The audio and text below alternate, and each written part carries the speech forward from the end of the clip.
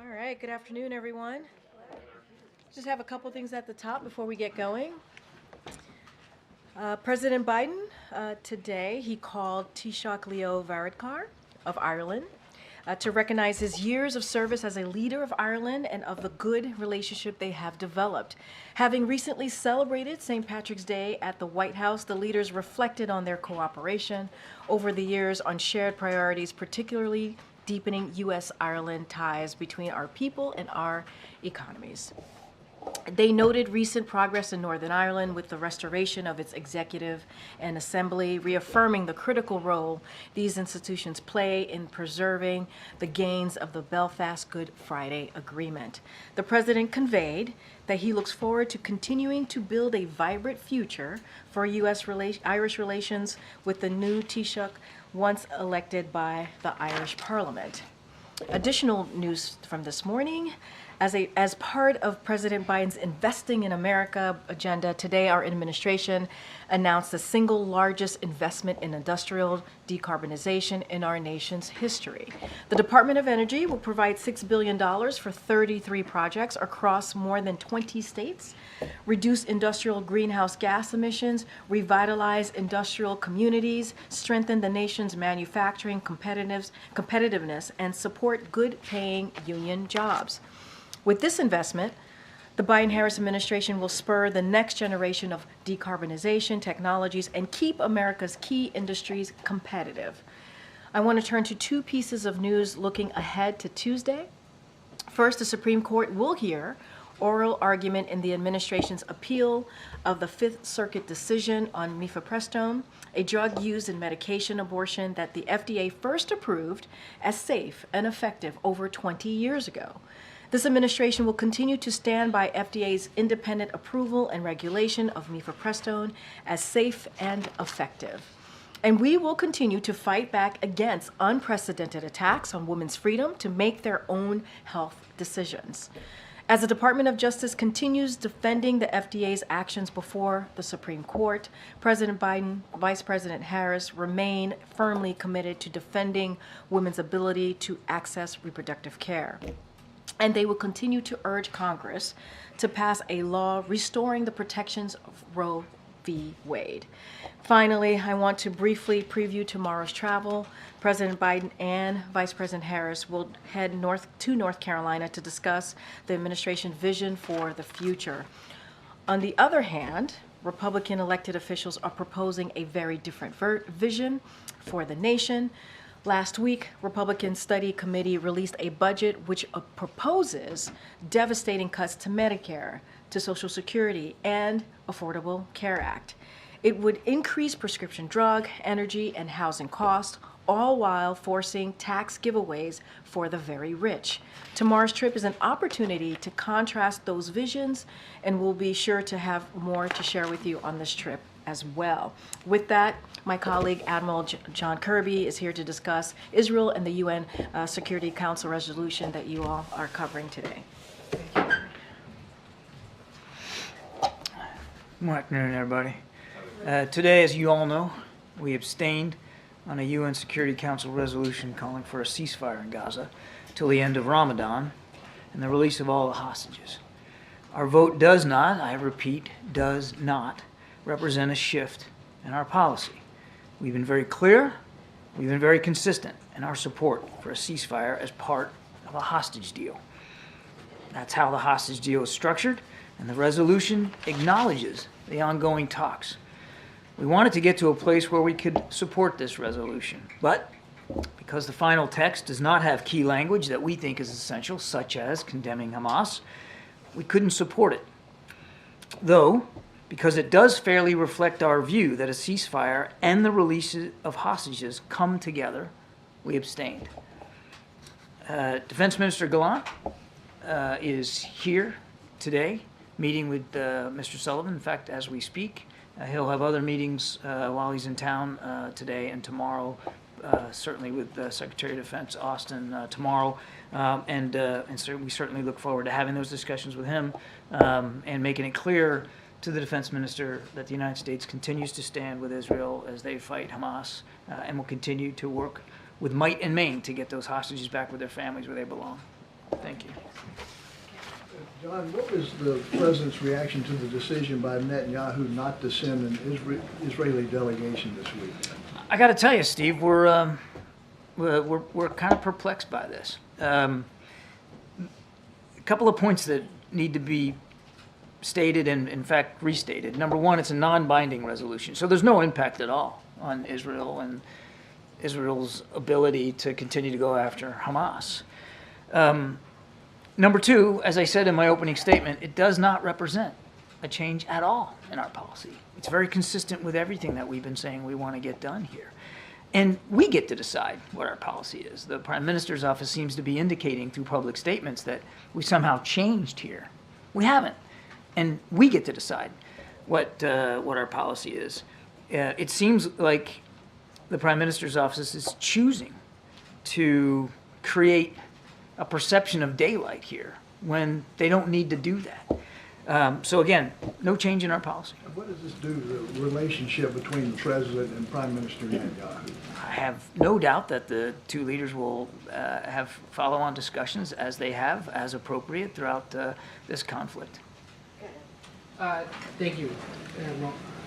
You say it's not a shift in policy by voting for this today. Get specific with us as to why again, and to the charge that by even abstaining, because normally there may be some attempt at the Security Council or the UN overall to condemn Israel every so often for whatever reason, and the U.S. usually stands up and vetoes those resolutions. Here now, for the first time in a while, the United States is at least abstaining and allowing it to go through. So the perception broadly is that the U.S. has no longer got Israel's back when it comes to conversations like this at the UN. Yeah, that's just not true, Ed. Nothing could be further from the truth, quite frankly. Of course we still have Israel's back. I mean, as you and I are speaking, we are still providing tools and capabilities, weapon systems, so that Israel can defend itself against which we agree is still a viable threat to Hamas. Again, no change by this non-binding resolution on what Israel can or cannot do in terms of defending itself. But, you know, the other day, Friday, when I was up here, Brian was asking me about, you know, how come it was okay for, or not okay for Russia and China to veto a resolution that we drafted on Friday when we vetoed similar ones prior to it. And my answer then is going to be my answer today because of the substance of it. The ones we vetoed didn't condemn Hamas. This one didn't condemn Hamas, which is why we couldn't support it. But we didn't veto it because, in general, unlike previous resolutions, this one did fairly capture what has been our consistent policy, which is linking a hostage deal and the release of those men and women with, of course, a temporary ceasefire. There are U.S. officials today saying Netanyahu's acting this way because he's facing some domestic political pressure. There's domestic political issues going on. Aren't there also domestic political pressures facing President Biden? And that's part of the reason why y'all are allowing this to happen today? I can't speak for... members of the Democratic Party saying he's doing this wrong. You got the general public suggesting his support for Israel is misplaced. Is that part of why this is going through? No, absolutely not. And I got to take issue with the premise of the question.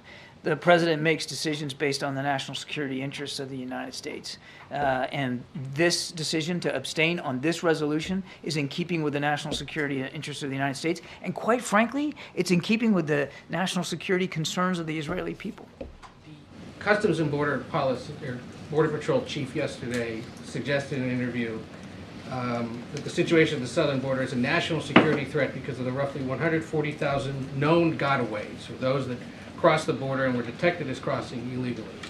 Is that the position of the whole Biden administration, of the White House, that the situation down there remains a national security The president threat? has spoken to this. I mean, he's talked about the urgent need for additional funding for key capabilities at the border. And if you care about the border, if you care about the security of the border, and the president sure does, then we ought to get that national security supplemental passed. That's what that funding will do.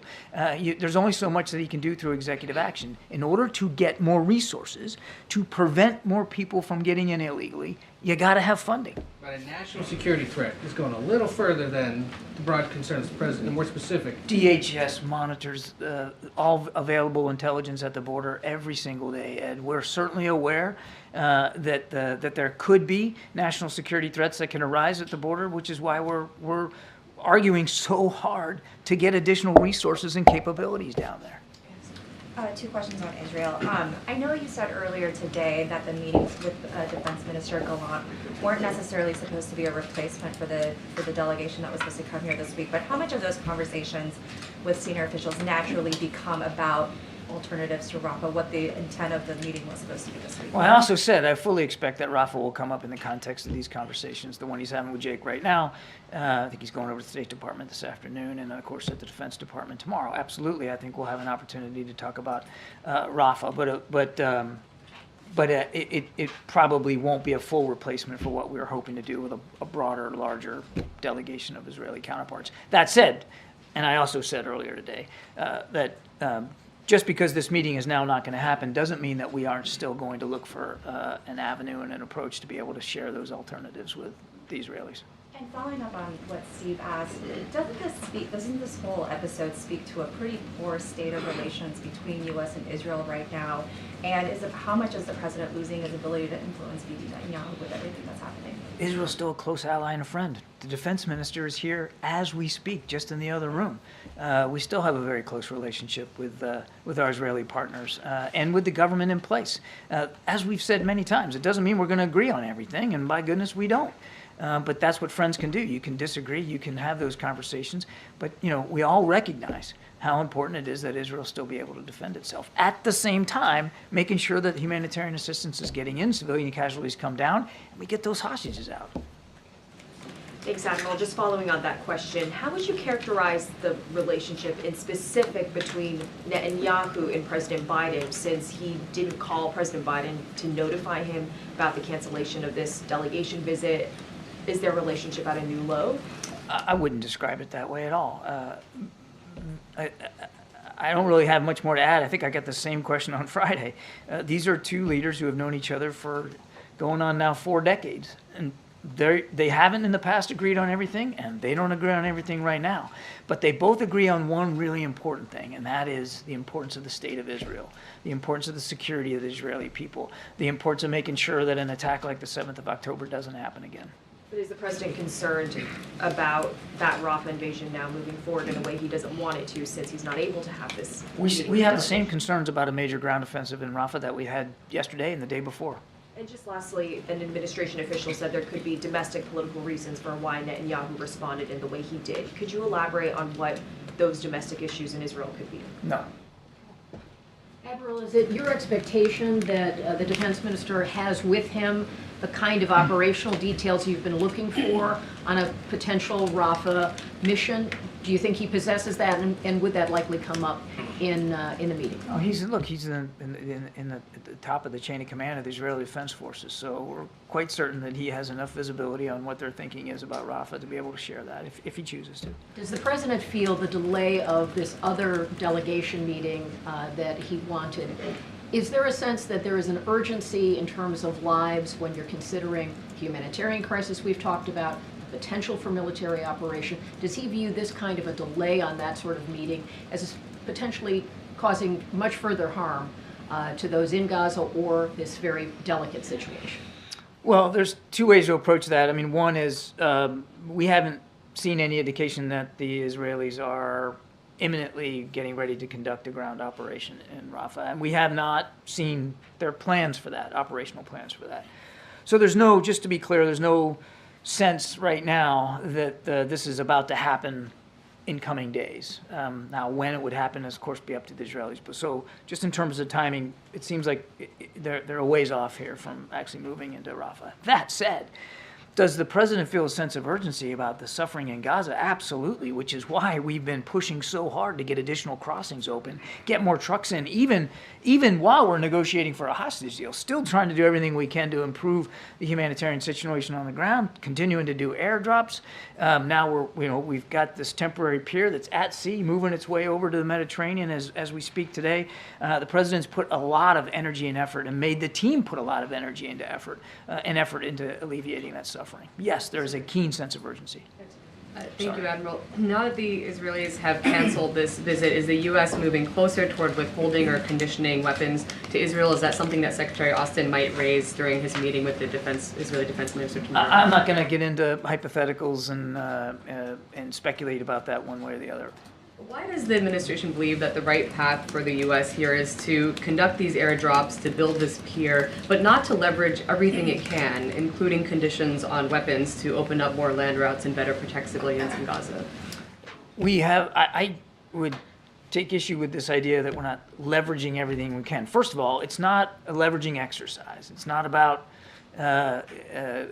trying to use some sort of power dynamics here with our good friend and ally Israel. It's about helping them defend themselves. I think we need to remember what happened on the 7th of October. Number two, from the very beginning, we have, at the same time as we've been providing them the capabilities, we've also been able to influence some of their decisions on the ground and some of the way they have prosecuted operations, and including increasing the amount of humanitarian assistance that gets in. It's not enough. I recognize that. A lot more needs to be done. But we believe you can do both at the same time, and that's the approach that we've been taking. John, on this resolution that the U.S. abstained to today, that was within the power of the United States to block, the Prime Minister said it gives Hamas hope the international pressure will allow them to accept a ceasefire without the release of our hostages. Is he wrong? Yes. Does the U.S. still have leverage to change language of future resolutions now that this language, without the Hamas component, has been put into place? Well, let's see. I mean, there's just voted on this non-binding resolution today. I don't know of additional text that's coming, but we'll take each one in turn. And quickly on the border, is the administration still considering executive action on the border? I don't have any announcements to make with respect to executive action. I would remind that this argument that the president hasn't taken executive action or is just not true. He has kept American troops down there at the border. He has worked as commander-in-chief with the government of Mexico to improve their ability to try to stem that flow and to go after fentanyl traffickers. I mean, it's not as if he hasn't, but there is a real limit. That what really needs to be done, if you really care about the border and stemming the flow, is additional resources. And the president can't just sign those into being. You got to have funding behind that. You have to have a checking account for that. And that comes from the power of the person. That comes from Capitol Hill. So is there nothing more that he can do outside of I'm not Congress? going to get into anything more he would or wouldn't do. I certainly won't get ahead of the president's decision space on this. But the idea that he hasn't taken executive action when warranted is just not true. He has. But there is a real limit to executive action in terms of what's needed down there. What's needed is funding more than anything. And again, for all the people out there expressing concerns about the border, number one, we share those concerns, which is why the president put billions of dollars into a national security supplemental to give the Border Patrol, to give the customs courts additional resources. You got to have funding for that. Some of these meetings aren't proceeding this week. Can you help us understand what the American position, what the alternative is? What would you have suggested to the Israelis? Well, because I think we're going to still continue to try to have those conversations. I'm going to let those conversations happen before announcing it from the podium. Can you talk about when those conversations might happen? Are these through the regular channels? I wish I could. Or is there hope of talks happening? I wish I could right now, but I mean, this decision just happened in the last couple of hours, so we're going to have to see where it goes. And is there any circumstance that the U.S. would support a Rafah operation in the future? Are you ruling it out entirely, or are you ruling it out?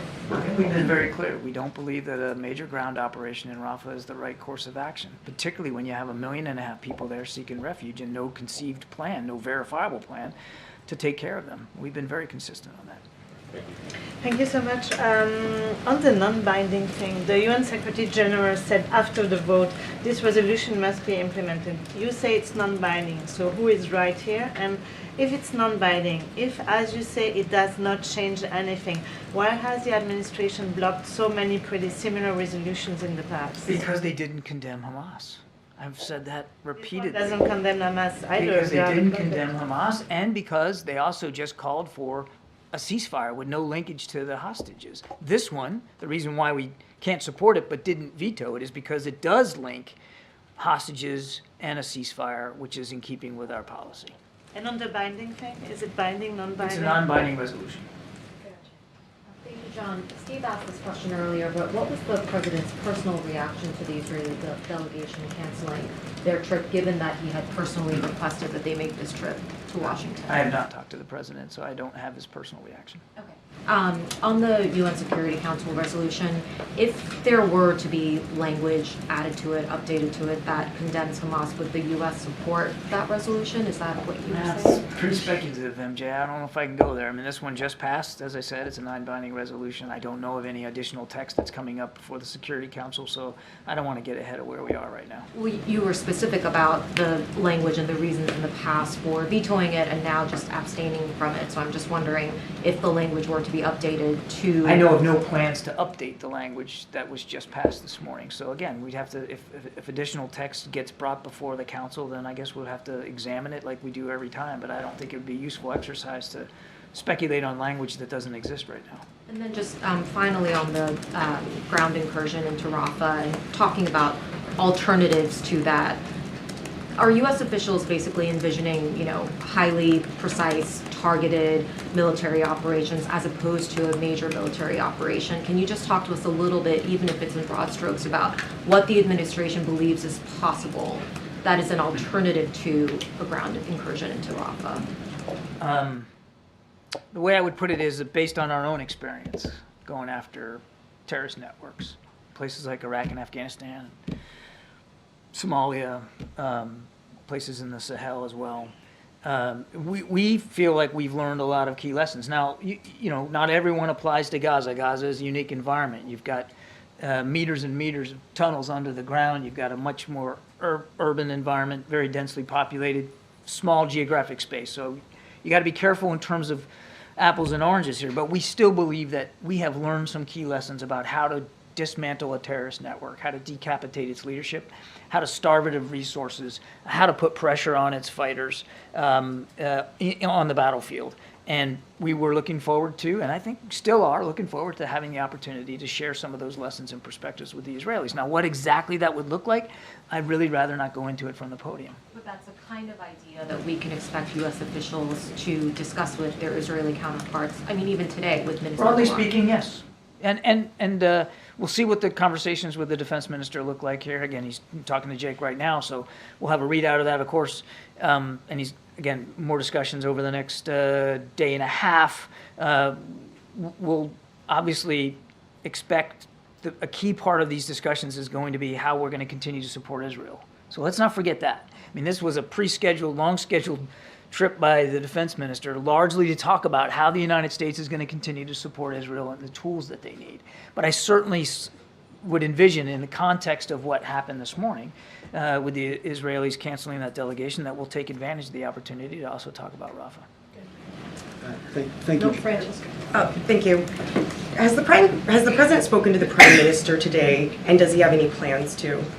No, and I don't know. Okay. And will he join any of these meetings now with Gallant, given the latest that's happened? I know of no plan to have him join the meetings with Defense Minister Gallant. Okay, and then finally, before the meeting with Jake Sullivan today, the defense minister, he stood out in front of the White House, he delivered a statement, he said, "We will operate against Hamas everywhere, including in places where we have not been," end quote. So it seems that they expect to discuss Rafah as well.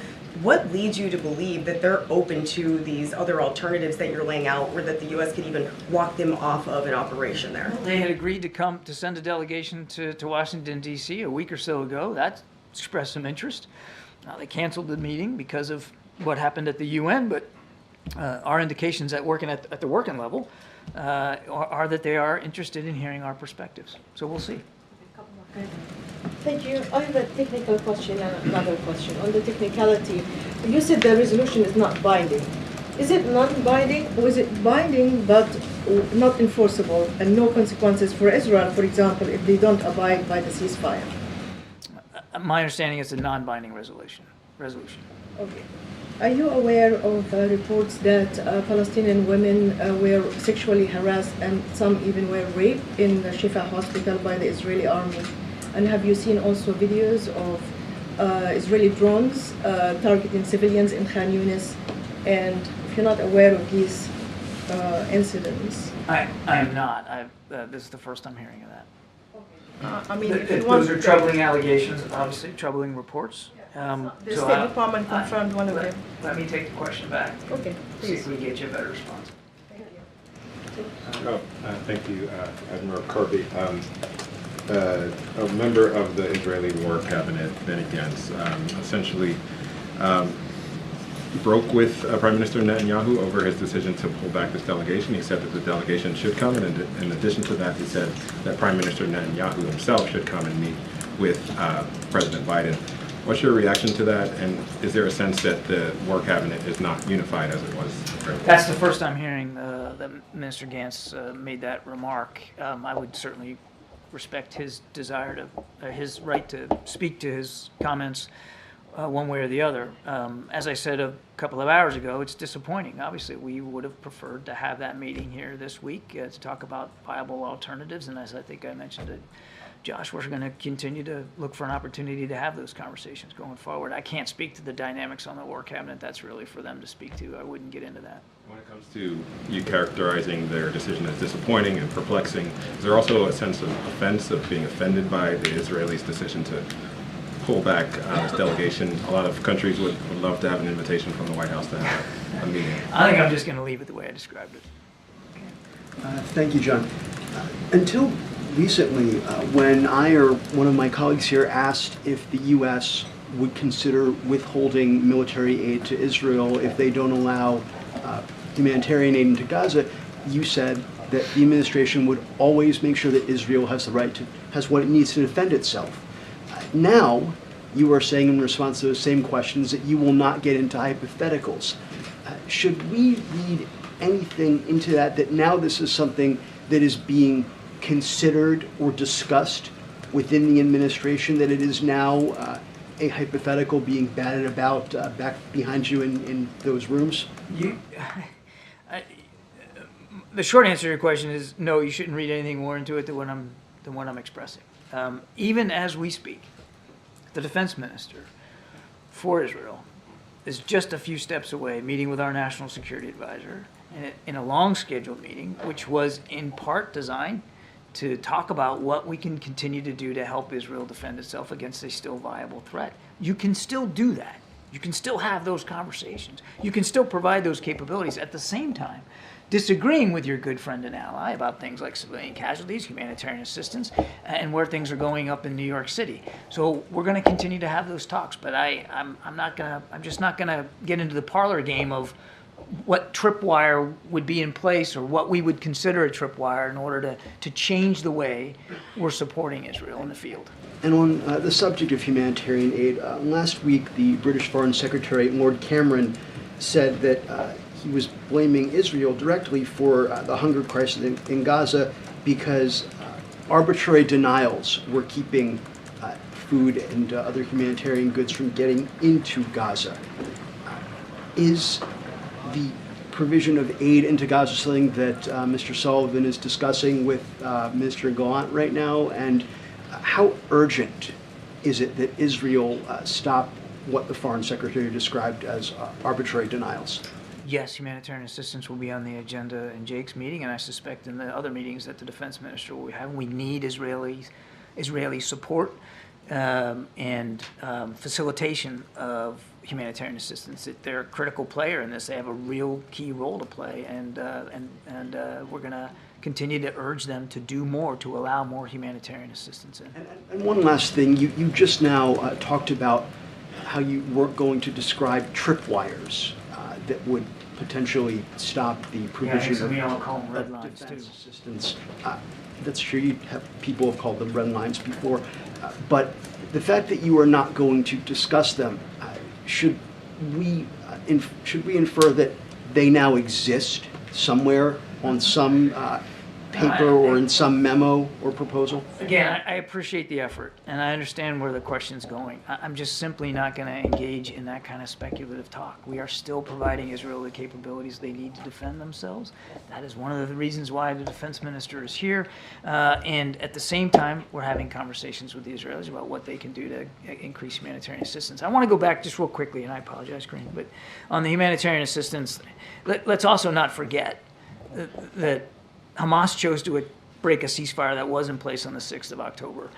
They precipitated the conflict, and they continue to hide behind civilians in civilian infrastructure, including in hospitals. And they know exactly what they're doing. So while, yes, there are things that the Israelis can and should do more to get more trucks and humanitarian assistances, Hamas could solve all these problems right now by putting down their arms, letting all those hostages go. Okay, John, last question. Thanks, Karine. John, you made a point throughout the briefing about mentioning that this was a non-binding resolution that the U.S. abstained on. Last week's resolution that the U.S. brought forward, was that binding or non-binding? I have to get an answer for you and go back on that. You don't know that answer? I don't have that answer for you, but I'll take the question and I'll get back to you. And if it was binding or non-binding, why would it matter? Why would that matter? Why is that important in terms of that resolution that the U.S. put forward last week? Well, let me get an answer for you, and then I'll answer the second one as well. Okay, and then one additional thing. With the resolution that the U.S. put forward last week, why couldn't the U.S. have put that same resolution forward a week before or a month before? Because we were working with previous texts that previous countries were putting forward to try to get them into a better place. You know, it wasn't like, you know, it's not like y'all don't, this language doesn't just get cooked up and thrown onto the Security Council floor in a matter of 30 minutes. It's usually worked over time. And we were working with the authors and other countries to try to get the language into a better place. And when we couldn't, we were left with no alternative but to veto. In this case, we chose to abstain because it didn't mention anything about Hamas, but yet because it did reflect our policy view that a hostage deal has to be linked to a ceasefire. Thanks, everybody. Thanks, Ed. Thank you, John. All right. Sonny. Thank you. Hi. There's one on Ukraine aid. Speaker Johnson said last week that, quote, there is a big distinction in the minds of a lot of people, referring to members in his conference, between lethal aid for Ukraine and the humanitarian component. Now, I know the White House's preference is obviously to get the Senate package passed by the House, but is there any consideration in the White House to just focus on delivering lethal aid to Ukraine if that's what can get a majority in the House? I mean, look, the National Security Supplemental, as it is, could get a majority in the House. That's what we know. We understand that to be true. It can get overwhelming support, which means it includes Republicans as well as Democrats, if it just got put to the floor. I think what's happening is the Speaker's giving an excuse that is not warranted, that is not needed, because we know that if he were to put it on the floor, it would get through. And so that's why I'm not even going to take that, really dive into that question, because he's bypassing what we understand, right? 70-29 coming out of the Senate. That's a bipartisan, overwhelming bipartisan majority in the Senate. And we know, we're hearing from Republicans in the House, we know where majority of Democrats stand, that if he were to put it on the floor, it would get support. So that is the facts. That is how we see it. We would encourage and continue to encourage Speaker Johnson to put that bill on the floor. And Chairman McCall was on the show yesterday talking about how the Speaker has made it clear that he would move on this after the Easter break. And does the White House have any specific commitments from Speaker Johnson on moving on Ukraine aid in whatever iteration? So I can't speak to commitments. What I can speak to agreements, right, from even when the Big Four met with the president not too long ago, earlier this year, that the understanding that we needed to move forward with this aid for Ukraine. We need to move forward with the National Security Supplemental. That was an understanding among them. They agreed with the president and the vice president. And so that's what we want to see. I can't speak to their timeline. We want this to happen right away, right away. We originally put this forward back in October of last year. And so there's a need. We see what's happening, as we were talking about Ukraine specifically in your first question to me. We see what's happening in Ukraine. They're losing ground on the battlefield. And that is partly because why Russia's been even more aggressive is because of the inaction of Congress. And that's what we see. That's what the CIA director told the Big Four not too long ago, right here in the White House. So they need to move forward. It is about our national security, just as we're talking about aid to Ukraine, but it is also about our own national security. It's all connected here. Okay. Thanks, Karine. If the Supreme Court decides to restrict access to mifepristone, what will the president do? What options does this White House have to ensure access to the abortion pill? So look, I'm not going to get into hypotheticals. I want to be super mindful here. We have confidence in our arguments before the court. And so there's a DOJ, obviously, ongoing litigation. I just mentioned at the top, it's going to be a process that's going to begin tomorrow. So I want to be super mindful. Don't want to get into hypotheticals. But the president and the vice president have been very clear. We're going to continue to certainly defend FDA's approval. It is independent. It uses science. It is a medication, as I said at the top, that has been around when you think about mifepristone for more than 2 decades. And this is science-based. This is science-based. As FDA, when they move forward on these types of scientific judgment, if you will, but not going to get into hypotheticals, and we have confidence in our arguments. And Russia continues to indicate without evidence that Ukraine played some kind of role in the terror attack. Just how worried is the White House about that and the Russia using that to justify its war in Ukraine? Look, we've been very clear. You saw our statement from over the weekend. This was a terrorist attack that was conducted by ISIS. Mr. Putin understands that. He knows that very well. And look, there is absolutely no evidence that the government of Ukraine had anything to do with this attack. We've been very clear about that. I do want to step back for a second and offer up our deepest condolences to those who lost loved ones, those who are injured because of this horrific attack. We continue to strongly condemn the heinous terrorist attack in Moscow. And we said this before, that we, in early March, the United States, this government shared information with Russia about a planned terror attack in Moscow. We were very clear about that. On March 7th, we actually informed Americans in Russia did a public advisory, to be more specific. And, ISIS bears the sole responsibility here. The sole responsibility, and Mr. Putin understands that. We shared that with their government. And so there is no evidence, absolutely no evidence, that Ukraine was involved here.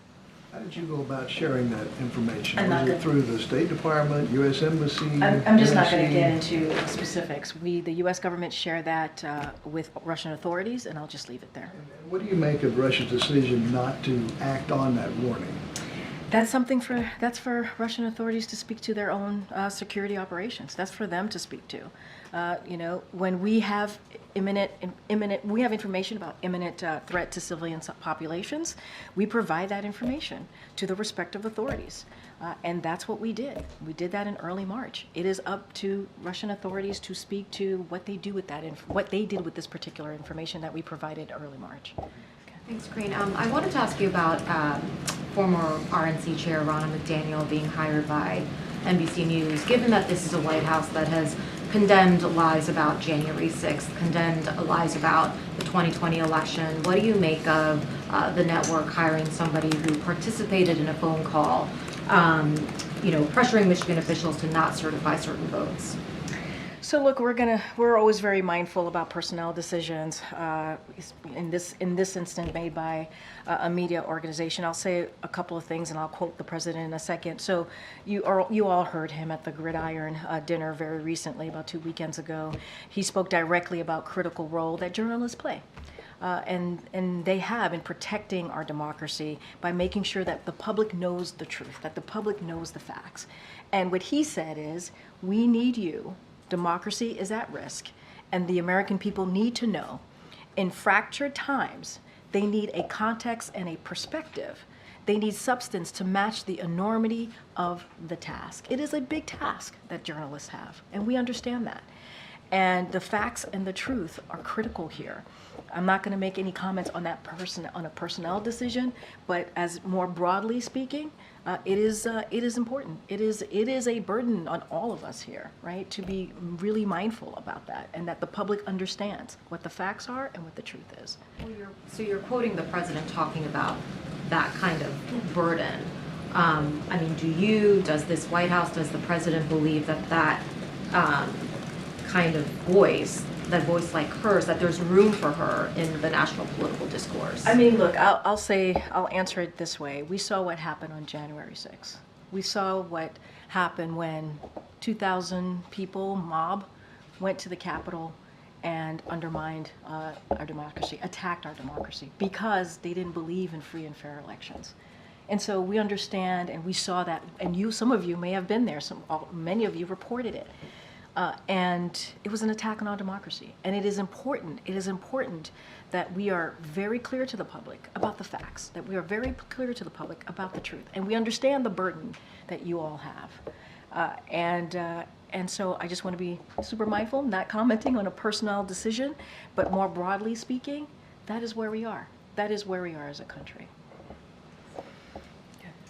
Karine, Senator Tim Kaine said yesterday that, talking about immigration and executive orders, he said Congress should act, but he also says where the president can act, he should.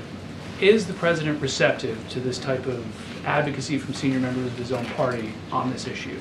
I mean, look, the senior senator, speaking about a senator, bipartisan agreement that came out of the Senate to deal with immigration policy and the challenges at the border.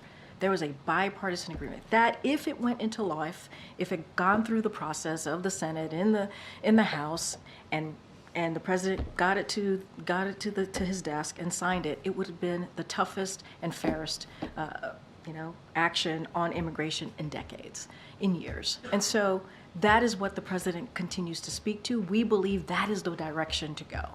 That is the way that we can stand on some legal ground here. And we know that it was done in a bipartisan way to move it forward.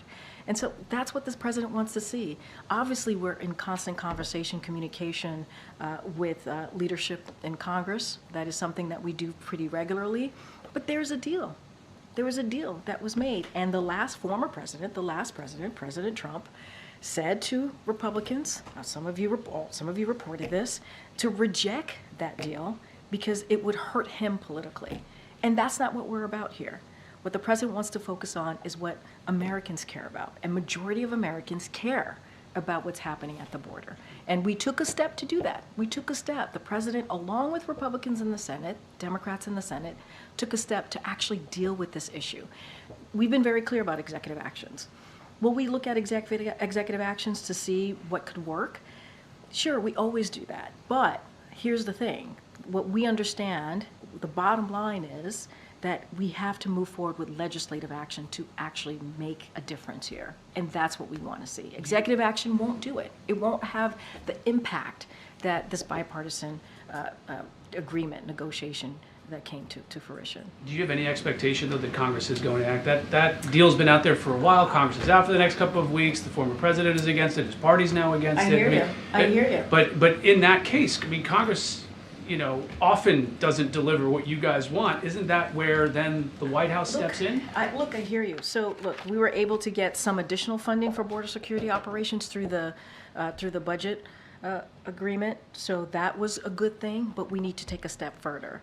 And so, look, we're going to continue to doing the work. We're going to continue to have those conversations, and we're going to continue to be very, very clear, take it directly to the American people, as you saw the president do when he went to Texas, Brownsville, Texas, and be very clear on where we stand.